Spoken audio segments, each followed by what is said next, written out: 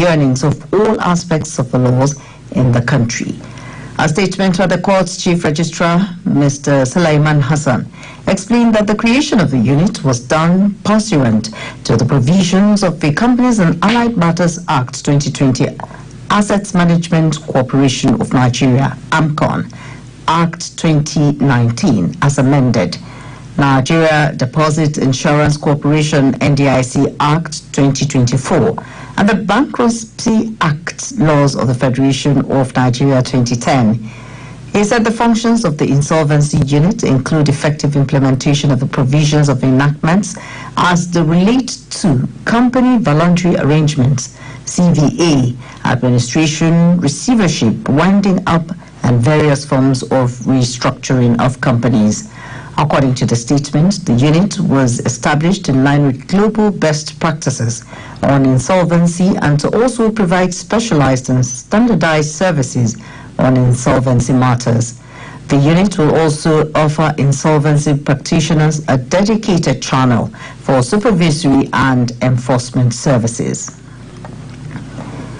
The federal government is reviewing its Integrated Nuclear Security Sustainability Plan, INSSP, to reflect national and global threats. At a review mission organized by the Nigerian Nuclear Regulatory Authority in collaboration with the International Atomic Energy Agency in Abuja, the Director General of NNRE, Dr. Il Idris, said the review was done after every 3 years.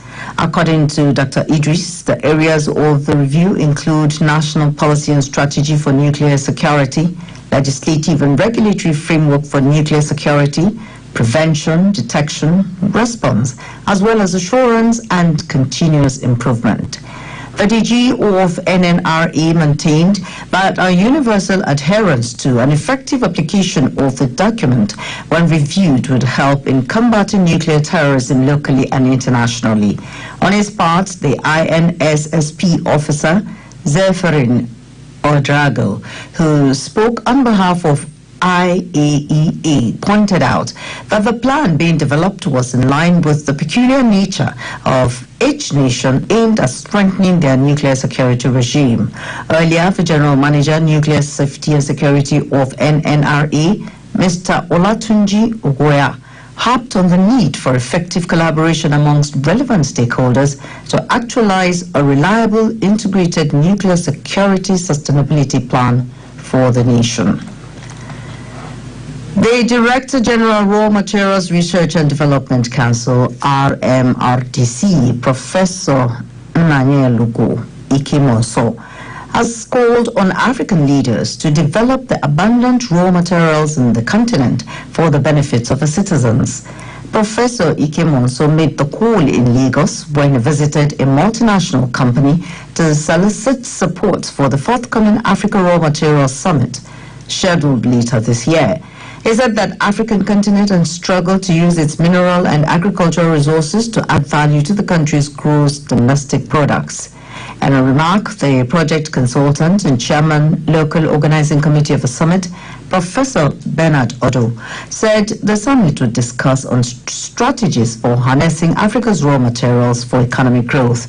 The representative of the multinational company, Zainab Balogun, promised to collaborate with the council to ensure the success of the summit. Radio Nigeria, uplifting the people and uniting the nation. Within the Habudo, within the Sheleko Nigeria. Room no day for corruption for Nigeria. Country people, you never tire to see corruption the whole we country back. The Independent Corrupt Practices and Other Related Offences Commission, ICPC, don't stand the gidigba to say it don't do. From bribery to embezzlement to paddy, magu, man, even sexual harassment plus other etc. crime. We don't dare to fight the corruption for anywhere when it show itself. And for those of you when they take for money to arrange a property, ICPC go trace and seize the property anytime, anywhere. If you break the law go break you. As a citizen of Nigeria, now your responsibility to track government project when they your constituency. We beg you, report any act of corruption to us. We go hide your identity, so you no need to fear. Make we build a better and corruption-free Nigeria together. Join ICPC for this our mission for cleaner and fairer society. Report any corruption when they happen around you. Make a difference. For more information, call 0800-2255-4272. The Nigerian Deposit Insurance Corporation, NDIC, wishes to inform the general public of the disposal of landed property and other physical assets belonging to the Heritage Bank in liquidation. This disposal by public auction will take place at the 26 affected branches of the defunct bank nationwide on different dates, beginning from Monday 7th to Thursday 10th April 2025 by 11 a.m. All interested members of the public wishing to participate in this exercise should check Punch, Daily Trust, and Business Day newspapers of March 17th, 2025 and NDIC website for further details. Those who wish to inspect the assets will be allowed access from Wednesday 26th to Friday 28th of March 2025 for locations in Lagos and Abuja, while locations outside Lagos and Abuja will take place from Wednesday 26th to Thursday 27th of March 2025. NDIC, protecting your bank deposit. Announcer, Management. Radio Nigeria, uplifting the people and uniting the nation. Glad to have you there on the news at 8 minutes past the hour. As earlier mentioned, the president of Nigeria Labour Congress NLC, Comrade Joe Ajero, has cautioned state governments not to frustrate the implementation of the Supreme Court judgment on the directive to local governments to open accounts with the Central Bank of Nigeria to receive allocations directly. Last year, in a landmark judgment, the Supreme Court affirmed the financial authority of the 774 local government areas in the country. At the inauguration of the 8th meeting of the National Administrative Council of Nigeria Union of Local Government Employees, NOGE, in Abuja, Comrade Joe Ajero advised state governments to obey the Supreme verdict. I want to plead with the federal government not to play politics with the autonomy we have gotten. The releasing of funds to local governments is a position of law. The very moment judicial arm of government gave that ruling, they are not doing anybody any favor any longer. Even the president agrees with it. The newly elected President General of the NOGE, Comrade Aliyu Kankara, promised to prioritize the welfare of members across the country. He called on members and stakeholders to remain united in demanding improved working conditions for local government workers. A political association, Team New Nigeria, TNN, called on the Independent National Electoral Commission, INEC, to register the association as a political party. The president of the association, Malam Modibu Yakubu Farakwai, while briefing journalists in Abuja, explained that TNN was a movement to establish Unite Nigerians and spearhead a national rebirth. Malam Modibu assured Nigerians that they would actualize their aspirations under the new platform that had passion for democratic dividends. Green for responsible and sacrifice, white for peace, redemption and unity, red for solidarity, courage and love, black for emancipation, justice and honor. Let us thank INEC for resuming the nationwide continuous voters registration exercise, and may the INEC be independent. The National Publicity Secretary of the association, Mr. Shoaibu Mohammed, said the TNN was a completely different platform that had deeper approach to addressing national concerns. We are coming on a fresh new slate that has a completely different rule about what Nigeria should be and how Nigeria should run. Currently, we have various organizations who have in and out positions, which might not necessarily be in TNN, but even if they are, they will not play from the front. We can tap from their experience, from their knowledge, also from their support. But definitely, TNN will run an agenda that goes across so many other barriers. Mr. Mohammed said, if registered as a political party, the era of corruption and paying lip service to development issues would be addressed. The Enugu state government has assured town planners in the country of its commitment to collaborate with them to implement the 1992 Nigeria Urban and Regional Planning Law. The Enugu State Commissioner for Lands and Urban Development, Mr. Chimaobi Okore, stated this in Enugu during the extraordinary meeting of town planners under the auspices of Eastern Town Planners Forum, comprising town planners from 9 states of Old Eastern Region. Mr. Okore noted that the ongoing demolition in Enugu metropolis would not have occurred if the people had adhered to building codes which stipulates giving certain distance from major roads while building houses and other structures. MFNA Okonkwo tells us more. The meeting in Enugu, which had many town planners as well as prominent personalities and experts from sister associations, deliberated on the non-domestication and implementation of the 1992 Nigerian Urban and Regional Planning Law, more than 30 years since its promulgation by the then federal government. In a message on the occasion, the Enugu State Commissioner for Lands and Urban Development, Mr. Chimaobi Okore, pledged that the ministry will collaborate with town planners to address the problem of slums and other environmental challenges confronting the states. Mr. Okore noted that the law is necessary as it will guide people against building under high tension electric cables, building on waterways and drainages, as well as near railway tracks. The chairman of the Eastern Town Planners Forum, Dr. Sam Emery, and the chairman, Nigerian Institute of Town Planners, NITP, Enugu State Chapter, Mr. Charles Ngene, noted that incident building collapse, as well as flood disasters and desert encroachments with resultant loss of lives and businesses would have been averted if the Nigerian Urban and Regional Planning Law had been domesticated and implemented by federal and state governments. Every house stands on a foundation, and once the foundation is not okay, you're gunning for an imminent collapse. Anything that wants to do with sustainability, once you don't have any law, you are going nowhere. This view was equally corroborated by National President, Nigerian Institute of Town Planners, NITP, Dr. Obunna Chime. What is holding Nigeria back, as far as the environment is concerned, is that this law is not yet being fully implemented. According to a key paper presentation entitled Operating Without the Nigerian Urban and Regional Planning Law, Which Way for the East, by a notable town planner and traditional ruler of Etiti Obelago Umana in Enugu State, Igwe Benjamin Ude, only the implementation of the law would place the country on world map for livable cities. If you do not put order and arrange it in such a way that you have transportation routes, you have housing, you have industries. The traditional ruler called on town planners, sister associations, and environmentalists to work seamlessly for the domestication and implementation of the law in the country. In Enugu, Emefena Okonkwo, Nigeria. The Rivers State government has been called upon to enforce laws that protect the rights of persons with disability in the state. A legal practitioner, Dr. Obi Adiela, made the call at the Far Care Foundation Disability Rights Initiative Project Accessibility Program in Port Harcourt. In a keynote address titled Disability Accessibility, taking it further, Dr. Adiela said the deprivation of persons with disabilities access to public domain has impacted negatively on the nation as their potentials are left untapped.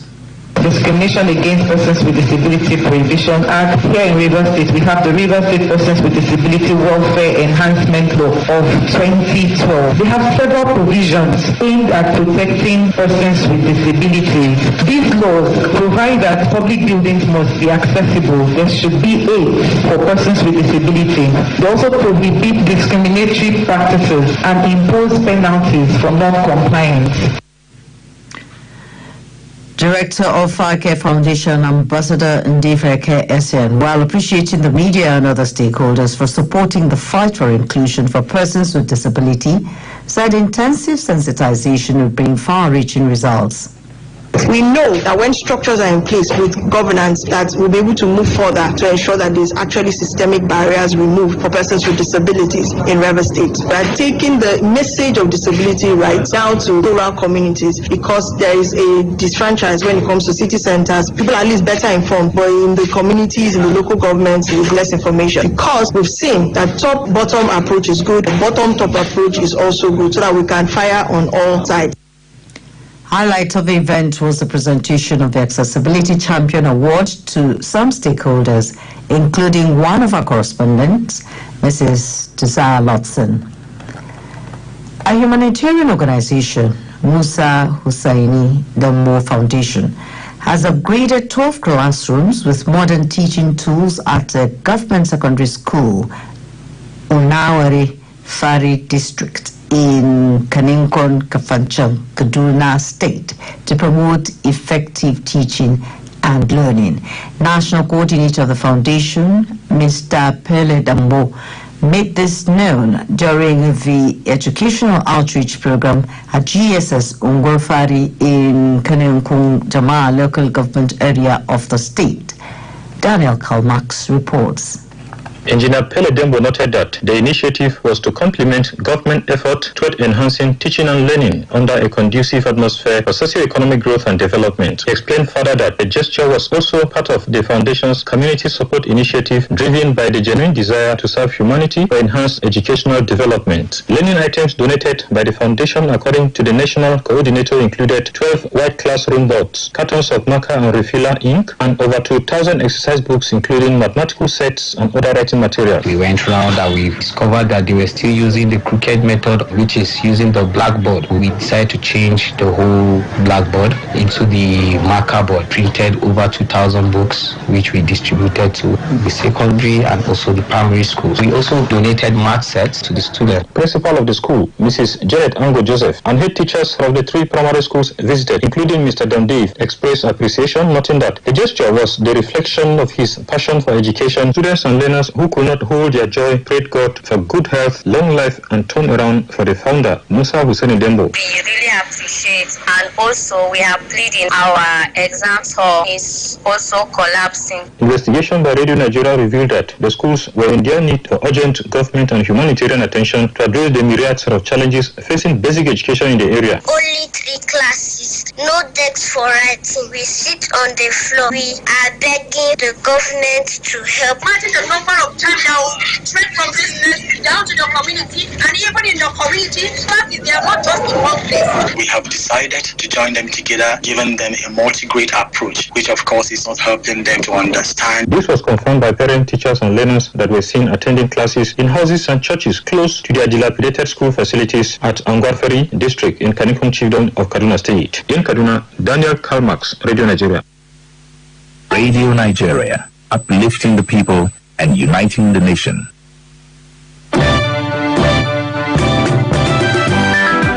NAFDAC, we do due diligence because our goal, our mission is to safeguard the health of our country, and we will never compromise on that. It's a mandate. COVID-19 vaccines are new, and the side effects or adverse events must be well monitored. Therefore, if NAFDAC does not approve, the public should not use. Incisive. NAFDAC on your health every Monday at 4:30 in the evening. NAFDAC on your health. It's all about your health. Join us every Monday, 4:30 p.m. on the network service of Radio Nigeria. Don't miss it.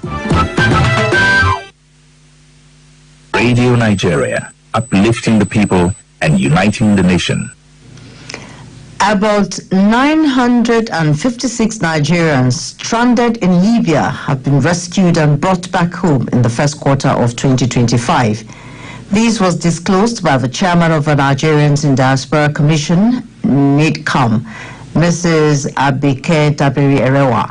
A statement by NIDCOM's Director of Information and Protocol, Abdurrahman Balogun, indicates that the evacuation was carried out through the efforts of the International Organization for Migration, IOM. Nigeria and the National Commission for Refugees, Migrants and Internally Displaced Persons. A breakdown of the figures show that 683 of the returnees were females, 132 males, 87 children, and 54 infants. The returnees were repatriated in 6 batches between January and March. Next is sports. Super Eagles begin training in Uyo ahead of must-win World Cup qualifier against Warriors of Zimbabwe. Linus High has details and more in our sports package. The Super Eagles are intensifying training in Uyo ahead of tomorrow's 2026 FIFA World Cup qualifying match against the Warriors of Zimbabwe. The Eagles, who arrived in Uyo on Saturday, a day after beating the Amavubi of Rwanda 2-0 in Kigali, began training yesterday. Top striker Victor Osimhen, who scored both goals for Nigeria in Kigali, says they are going all out for outright win against Zimbabwe. Osimhen said it is important for the Super Eagles to win the game and their other remaining fixtures in the qualifiers to have hopes of picking a ticket to the World Cup in Mexico, Canada, and the United States of America. The Super Eagles moved to 4th position in Group C with 6 points from 5 matches after the win in Kigali on Friday. Meanwhile, Zimbabwe defender Emmanuel Jalai says the Super Eagles are favourites going into the matchday 6 fixture in Uyo. Jalai, however, says the Warriors are ready for battle against the Super Eagles and will give their all to get a favourable result. The Warriors arrived Nigeria on Saturday and had their first training session at the practice pitch of the Godswill Akpabio International Stadium, Uyo, yesterday. Jalai expressed satisfaction with the session even as he claimed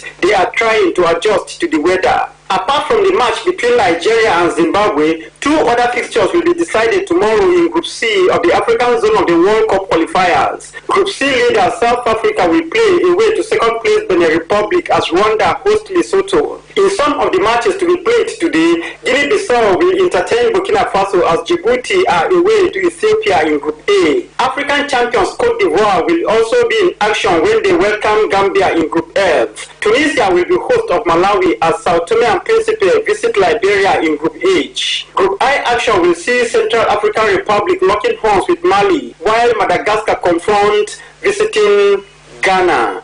I am Linus. Hi. Now the commentary is on Karo Bridge explosion, a wake-up call for Nigeria's clean energy transport. It is written by Sandra Udeke of our Current Affairs Unit. The recent explosion of a compressed natural gas CNG truck near the Karo Bridge in Abuja has once again highlighted the dangers associated with Nigeria's energy transition.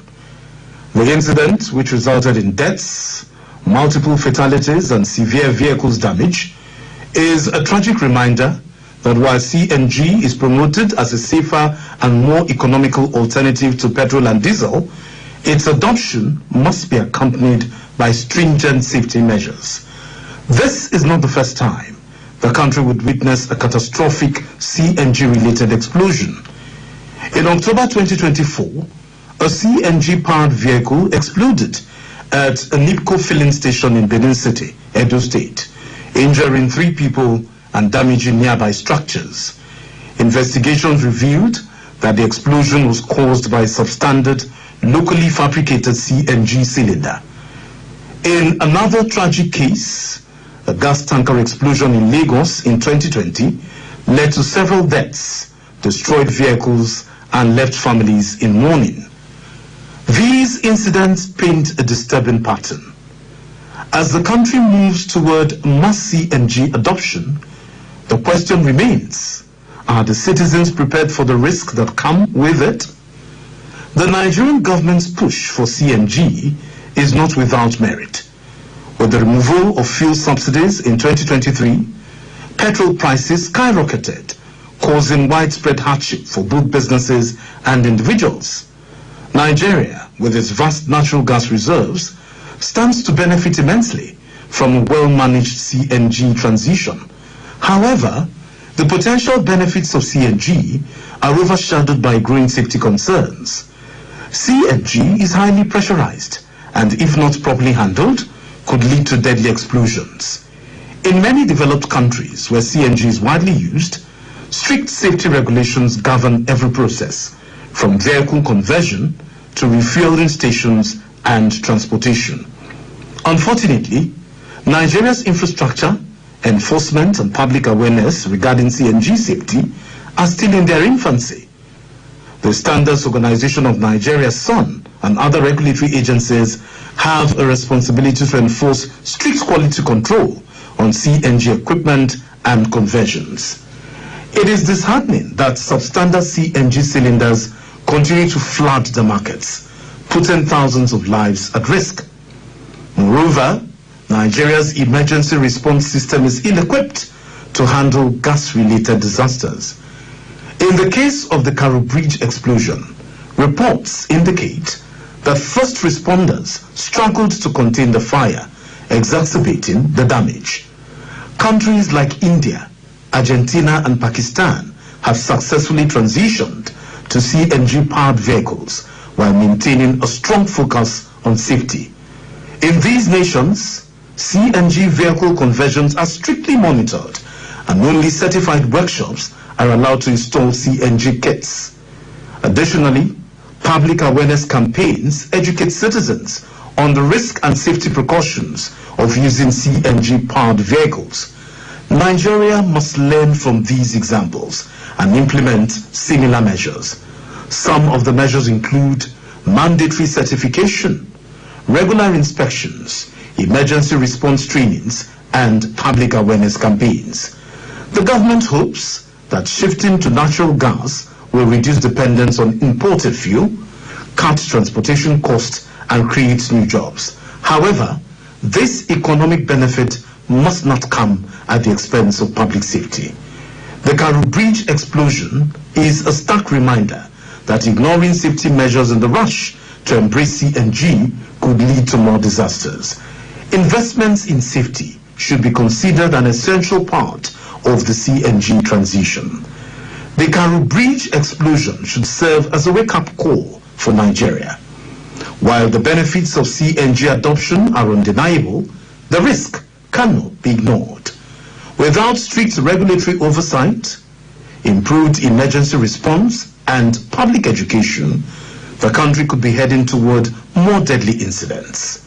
If Nigeria truly wants to achieve a successful and sustainable energy transition, it must strike a balance between economic gains and safety. That commentary on Karu Bridge explosion, a wake-up call for Nigeria's clean energy transport, was written by Sandra Udeke and read by Fubara Pepple. For the weather forecast, residents of Abuja, Kaduna, Sokoto, Maiduguri and Makurdi are experiencing sunny weather between 34 to 40 degrees Celsius. How to end the news here is a recap of the major stories. The president of Nigeria Labour Congress NLC, Comrade Joe Ajero, has cautioned state governments against frustrating Supreme Court judgment on local governments.